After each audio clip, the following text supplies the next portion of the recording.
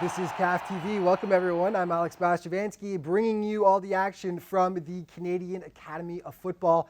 Tons to get caught up on this week. There was a huge matchup between the two remaining undefeated teams in CAF, and we'll have all the highlights for you. Plus, Dragon Force Academy will join me here in the studio to discuss their program, and I'll have a feature on Jenga Academy later on in the show. But first, let's get to the Sport Check match day highlights. And you know, CAP Academy had a rough Sunday 2 weeks ago. Due to a scheduling conflict with the tournament, they weren't able to field a full team for CAF action. The result, a brutal 9-0 spanking at the hands of Epic FC. Last week, however, they were back to full strength once again, and they bounced back in a big way against DFC. Match day highlights now brought to you by Sport Check. What are you sweating for? CAP in orange, Dragon Force in blue, DFC pressing early third minute of play. CAP plays hot potato with the ball and nearly get burned. Liam McCarroll, he normally doesn't miss. This time, though, smokes it just wide of the far post. CAP draws first blood. 8th minute, Nick O'Reilly sacrifices his body as he collides with Alessandro Procaccini, but the juice is worth the squeeze. O'Reilly chips it home, and it's 1-0 CAP. 20th minute now, and it's O'Reilly with a burst of speed. He knocks it out front for Marcelo Flores, but he just can't finish, and Procaccini smothers the ball. 24th minute, Olalua Ogunute with the beauty cross for O'Reilly, just wide of the post, though. O'Reilly really letting it all hang out in the first half of this tilt.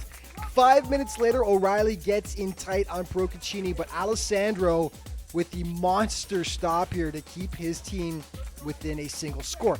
Just before the half, DFC pressing, Alex DiPiero with a nice turn and shoot here, but Tyler Grodinger does well to get down and make the stop. On to the second half we go. More CAP.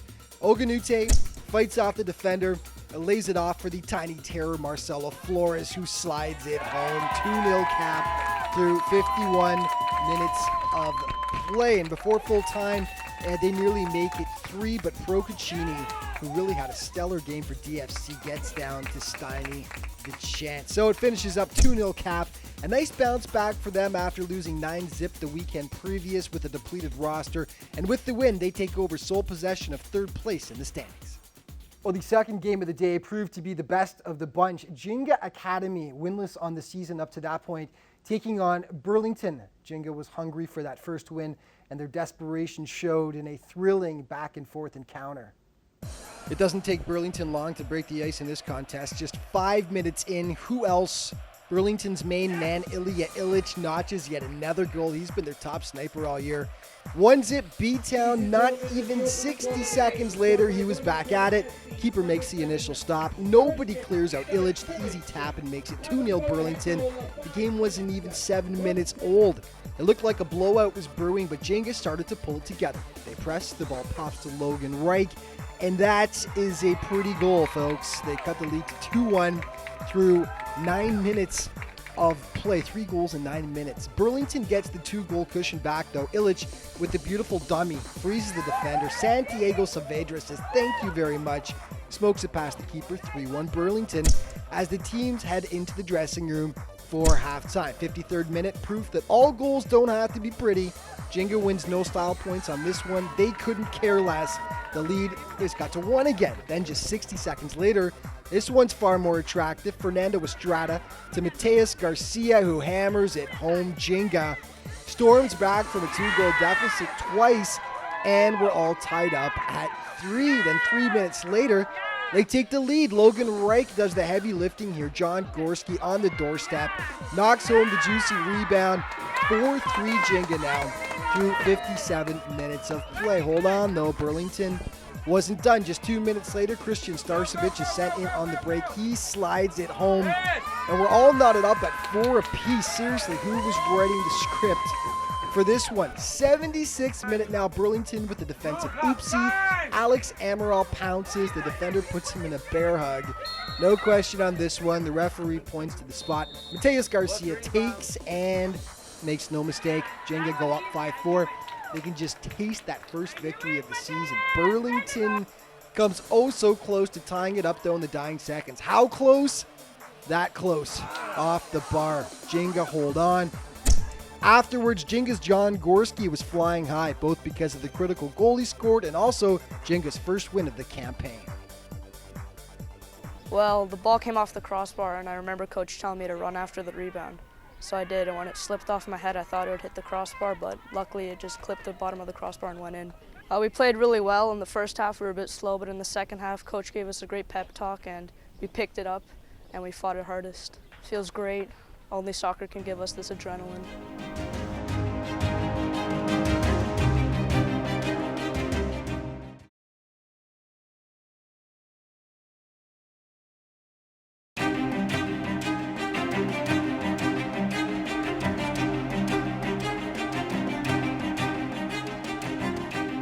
Welcome back to CAF TV. The final game of the afternoon looked to be a colossal tilt. Two undefeated teams going head-to-head. Epic FC versus GCS, both 3-0 on the season so far. It was Epic, however, who would prove to be the top dog at this point in the young CAF season. This was a juicy encounter. Both teams had yet to lose a contest. Only one would emerge with an unblemished record at the end of the day. And that team was Epic. Sorry to spoil it for you. Just 8 minutes in, Michael Washington is sprung on the break. Henry Allen sacrifices life and limb to block the shot, but Ronaldo Marshall follows up for the easy tap in, and it's 1-0 Epic. GCS not without its own chances. Brandon Wallace has a golden opportunity out front, lifts it just over the bar though. Epic add another just before the half. Andre Vilcini, he's got the moves like Jagger, dances through the GCS backline, sets up Cameron Stewart for the one-timer. 2-0 Epic through the first 40 minutes. On to the second half we go.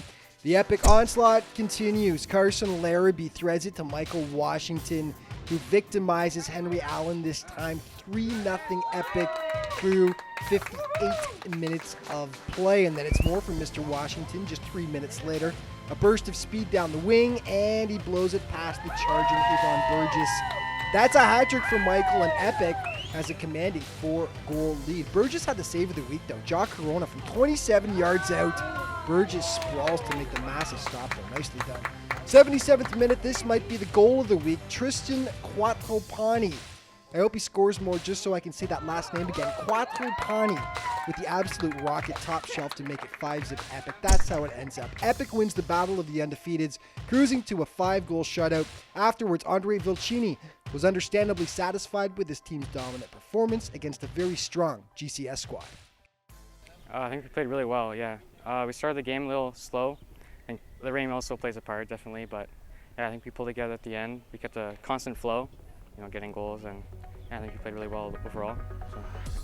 And let's check out the Yogerty Super Group standings, and as mentioned, Epic FC now stand alone at the top. 4 wins in 4 games, 27 goals scored, just 7 allowed. GCS in second, CAP in third, and then a 3-way tie for fourth. Dragon Force, Jenga, and Burlington each with a win apiece. Jenga's so happy to get that first win of the season. And just remember, for all the up-to-date news, stats, and standings, head to CAFsoccer.com. And I'm joined in the studio now by 2 members of Dragon Force Academy, Luis Andres, one of the founders of Dragon Force actually, and Alex DiPiero. Guys, welcome to the show. Thank you. Thanks for having us. So we watched the highlights from the game on Sunday. Probably not your best game, I would say. You guys lost, unfortunately, but just talk about the game. How do you think the guys played, even though you came up with a loss? Yeah, we played with not a lot of heart, but there was some good and some bad. Like, we didn't switch the ball enough, and we were kind of playing on one side of the field.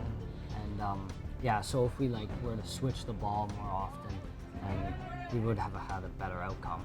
They had lost also the week before. They didn't have a full squad. They lost 9-0. I think they came back with something to prove this week, and they were hungry for it. You could tell, actually. Very hungry, yeah. You guys have won, so 4 games so far. You guys have won only 1 out of the 4, but how do you think you guys have played so far? You've been right there in the thick of it the entire time. Maybe you guys both want to take this, but... Yeah, I think by looking back at most of the matches, for ball possession, we're a team that we enjoy trying to keep that ball possession and focus on, the opportunities when we're given the chances. I think it's just capitalizing in the final third. There's many opportunities that we have, but at the end of the day, when it comes down to the big game, is if you don't score any goals, you can't win. And I think, but the style itself, and how we've been moving that ball. We're there. It's just it takes time. So game by game, we're getting better. It's just we'll get there for the final third. So. Alex, how long have you been with DFC now, and where did you play before you came to the program? Well, I played in the winter with DFC, and that was the beginning because that was when they started up as an academy. Just started in November, right, of last year? Yeah. Yes. Yeah, and before that I played for Innisfil. Okay. For 1 year, and before that I had played for South Simcoe United. And how do you feel the DFC, and do you feel it's helped you as a player and to develop? Yes, it has. It's a lot more professional than where I've played before. Like, the training is very, very like hardcore. Like, it's very high speed and like a lot of fast, right? Yeah. It's definitely helped. Okay, we've got about 30 seconds left, but really quick, we'll talk more about net segment. How do you feel him as a player? What does he bring to the pitch each and every time? I think he brings that leading and tenacity, that more of that leader on the field. You know, it's not just demanding by himself, but more he's a hard worker, very fast. You know, anytime he has the ball, he's a threat. And I think any chance that he's on that left side, you know, the right backs are always under threat. Right. So. We're going to talk more about Alex. We're going to talk more also about DFC and the training that you're talking about, that specialized training. When we come back in just a moment, more CAF TV coming right up.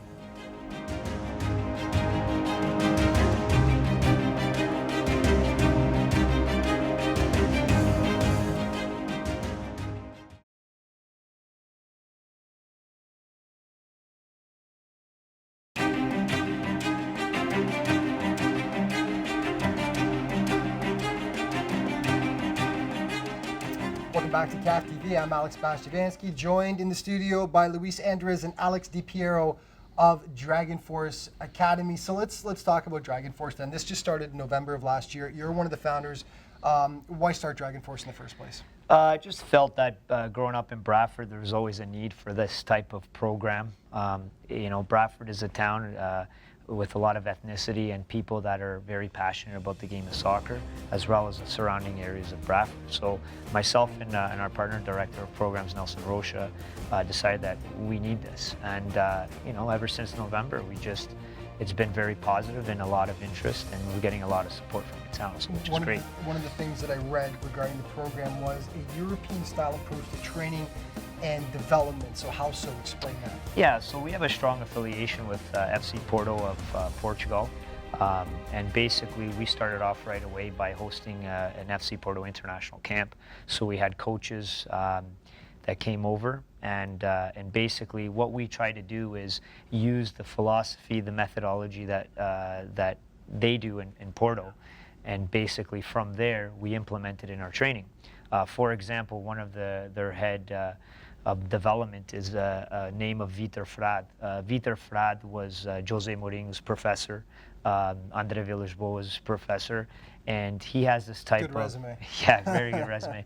And so I had the privilege in October to basically, you know, learn from him when I went over there and visited the schools, and basically from my experience being in Portugal in October and us hosting an FC Porto international camp, you know, we basically used the methodology that has been working for many clubs around the world. And this is an affiliation that's going to go further now, isn't it? Yeah, so with time, we hope that one day we become the second international school officially opened up under the FC Porto umbrella. Yeah.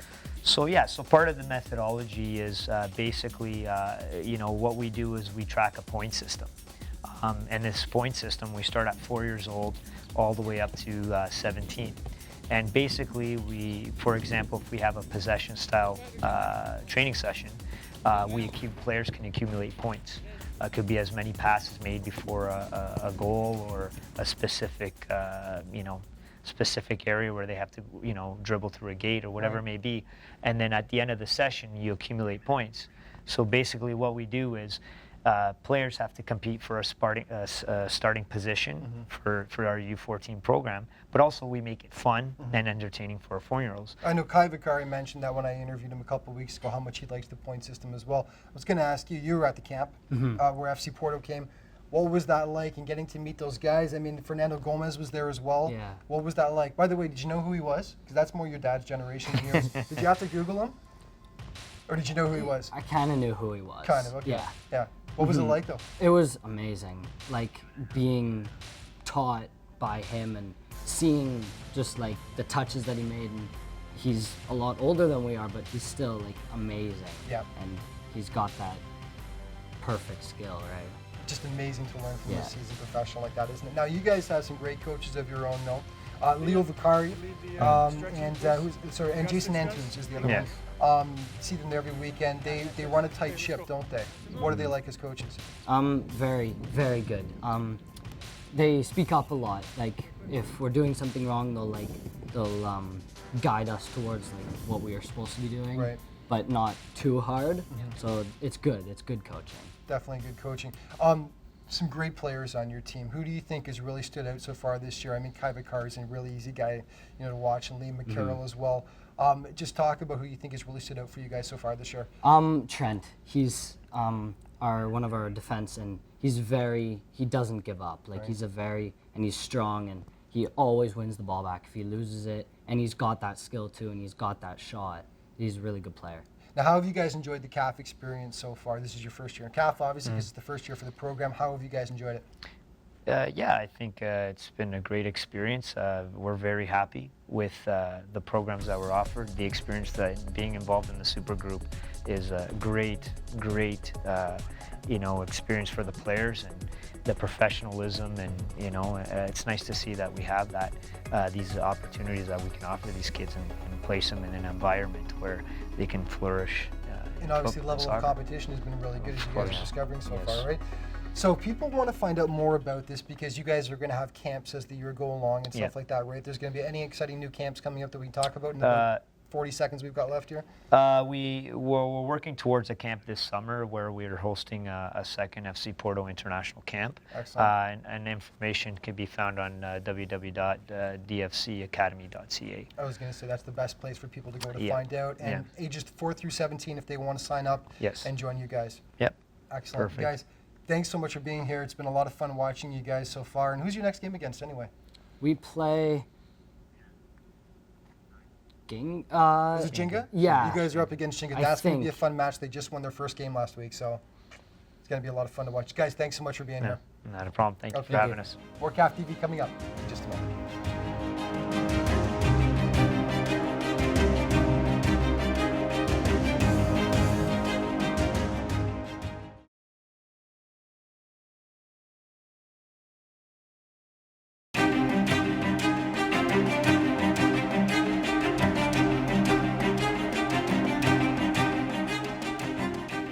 Welcome back to CAF TV. On the Jinga Academy website, Jinga is described as a Brazilian Portuguese slang word that means to shake the body, to shake with skill. Jinga is the perception that catches the rhythm of life. Now, even though Jinga Academy have had their struggles on the pitch so far this season, they've held true to their name, playing a beautiful brand of football and developing the skills of its young players that will benefit them well into the future. Jinga Academy, this week's team report brought to you by Leica Sports. Leica, your passion, our commitment.